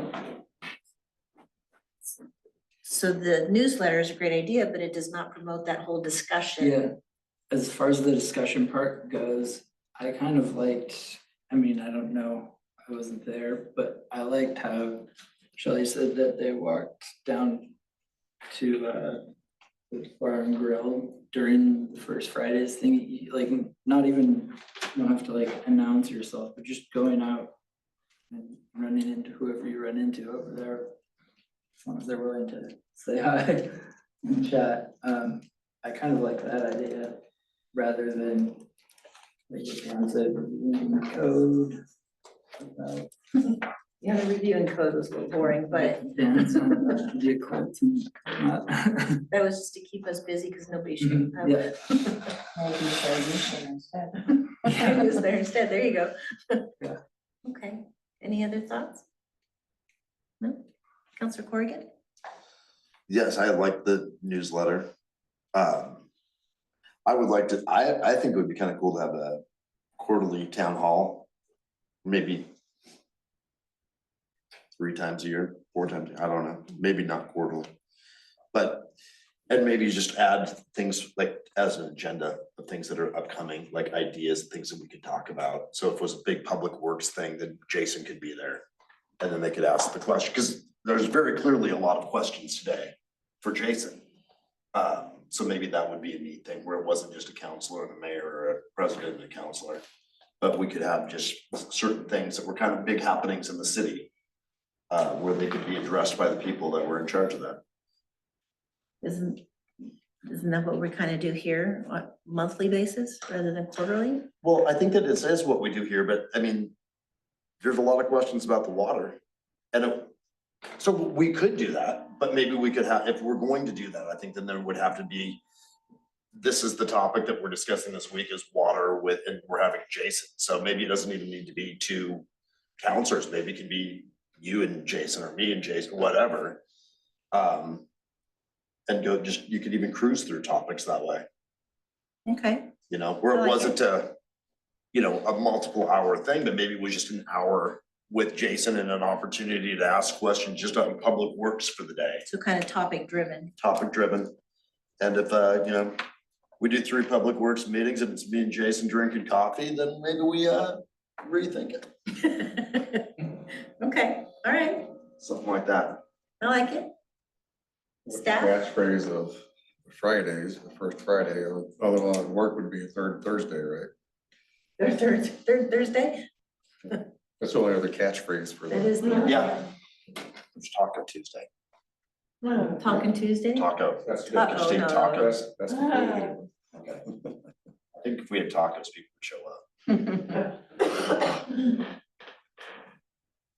We could have tacos. We could have talked. Yeah. Mayor, Yes, sir. I have a suggestion Anything, please. on what Mr. Corrigan has been saying. You could expand on that by having a guest speaker or a guest attendance. You could have the chief of police one time. You could have Jason one time. You could have Shelley one time. You could have anybody that you choose for that forum for that month. I like it. A guest presenter, is that what you're saying, or guest? Just a guest, somebody who, like Jason, who we know he's coming, we know what day he's gonna be there, he's going to be at the first Friday on this date at this month. And we could prepare ourselves with some questions that we would inundate him with, you know? Okay, But, you know, same thing with the chief of police, the same thing with Shelley, our new city administrator, we could just hack it up. I like it. That's good. Thank you. No, I think that's great. In fact, I actually put a little note in there. Where were they on the first Fridays when everybody was asking questions to Shelley and to Jason? Yeah. well, Because that that's what it was designed for. But if we had the guest speakers, then y'all could come and ask the questions there. And I think it would draw more, it would Mhm. create more interest, it would create more buzz. So Robert, I need to play devil's advocate, and my apologies, don't take it personal, it's just, I want to create conversation. Sure. So we did the first Friday, this last, Friday. was it last Friday? Last Friday, and we set it up as a meet and greet to meet the new city administrator, which is a pretty big event for our community. I would think. And 2 people showed up? 2 people showed up here and then we went out into the Well, community. we had to go out, I mean, we scheduled it that way because we knew, but all the questions that she had this evening, none of those questions were there that night to meet her. Well, I had. And we created the event, we set it up, we advertised Rocky it. was there.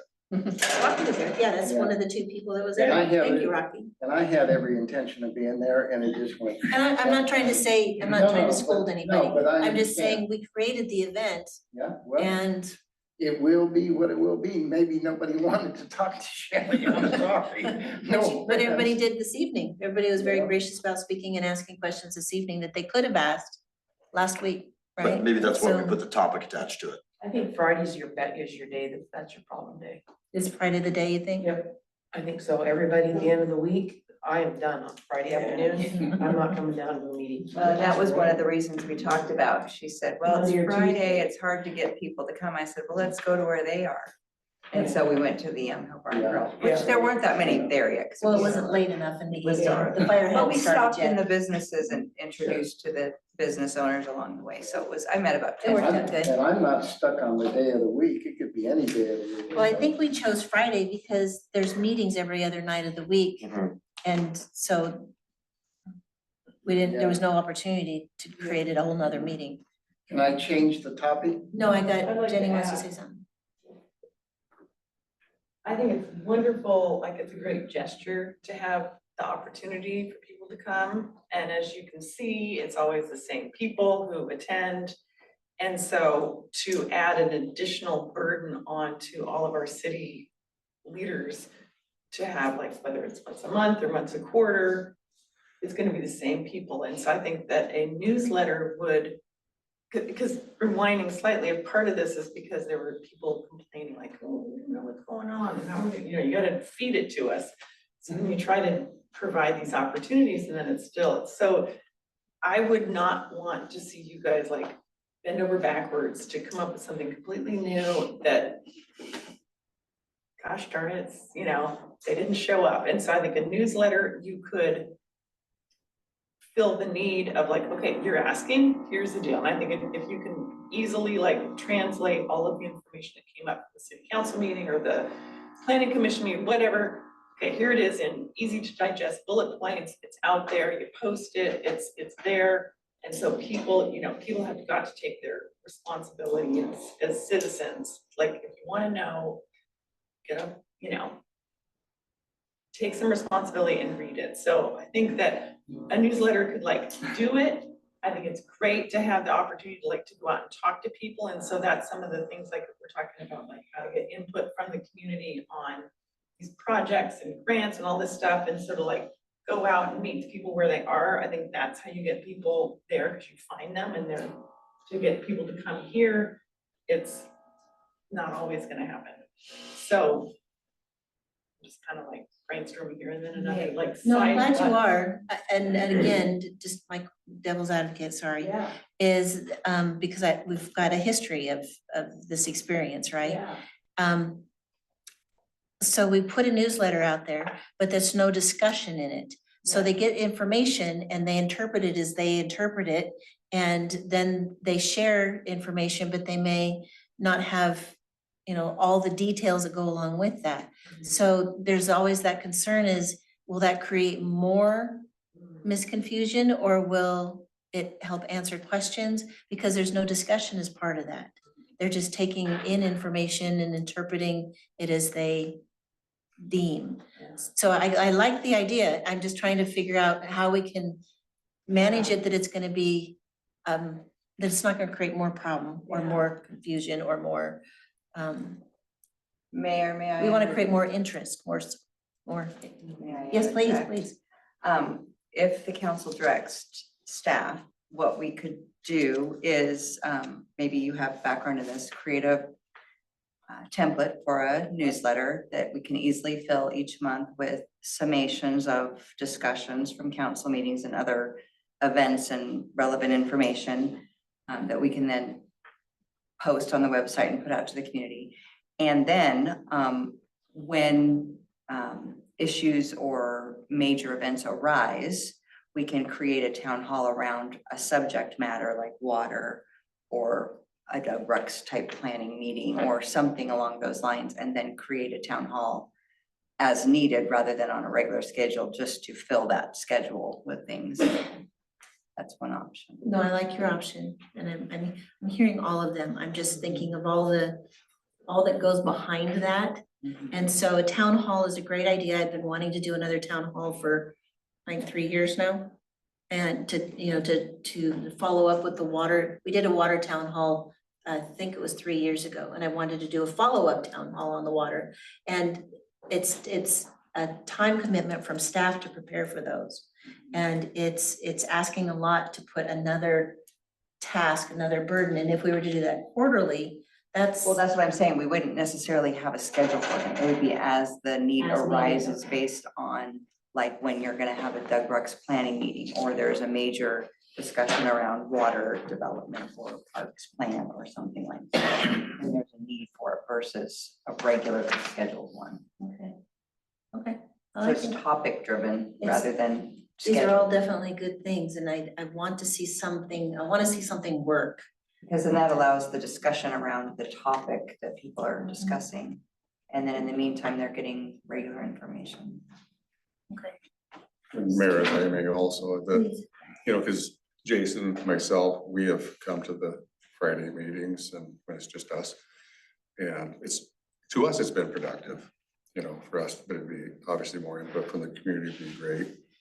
Having said that, a lot of the things that we do in our staff reports and that I do and follow up to those things answer a lot of the questions of discussion of things that are taking place in each department. So those things are written there. However, from the survey, it's that, yeah, people don't want to read that. I mean, it's there, it's for the public to see. So there needs to be a caveat, and I'm thinking not to to give more to Shelley, because she's kind of already doing it, is with what she just did with that report. That kind of highlights a lot of those things that I would talk about that are in the statute. So just something of that nature, and again, you're saying, it's, people are going, and I've learned this, that people are gonna interpret things how they want to for their agenda, and we can't control that. Nor should we try to, however, it's in that information, and then we can have meetings whenever they are, that anybody that has questions about those things, then they could be answered at whatever time best suits everybody. Well, my intention is to have those reports monthly, pulling information from the statute account, so assuming we have continued Right. things to report. So perhaps that will suffice in the meantime. Or maybe that would draw people's, curiosity, and then they would start to come and want to hear more about what's happening. I don't know. So the report you presented today was excellent, and it did highlight some things that have happened in the last month, which would be good information.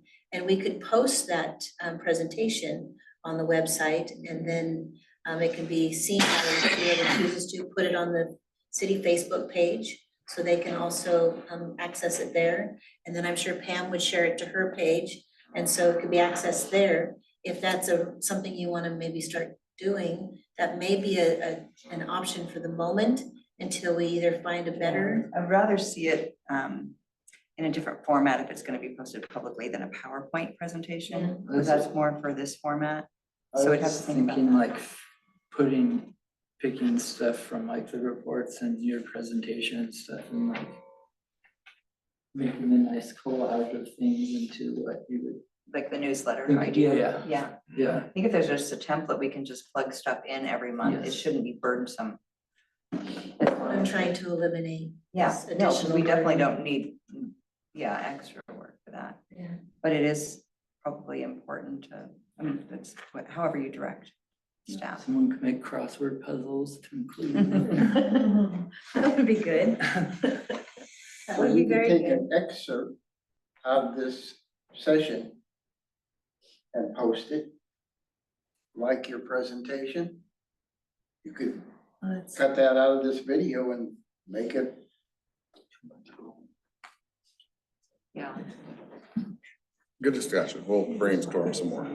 Okay, all right, so Pam, thank you for your, it obviously has raised a lot of questions. And it's obviously raised a lot of good ideas too in replacement. So I think this is definitely a further conversation to be had. And for council at this time, do you want to discontinue First Fridays at this point? Until we come up with an alternative option and pursue the newsletter? I definitely think that that's what we should do, but I think that we have to have an outlet somehow, for sure. Oh, yeah. It's as cool as it was as in an idea, it just never functioned well for anybody. No, I agree. It's sad to give it up because it would have been really neat, but Well, it was a good opportunity, it just Sure. wasn't. Wasn't the utilized, right- or maybe it was right just the wrong opportunity. day, who Yeah, it knows, was- but- wasn't the right opportunity. So with that being said, are you interested in discontinuing First Fridays and beginning on working on a newsletter plan?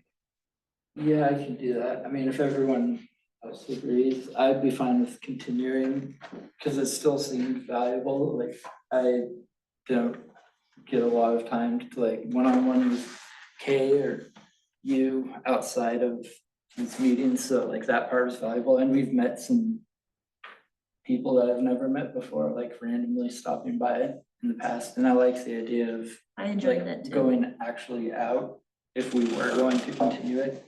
But if we want to redirect that energy towards exploring newsletter type options, I'm fine with that too.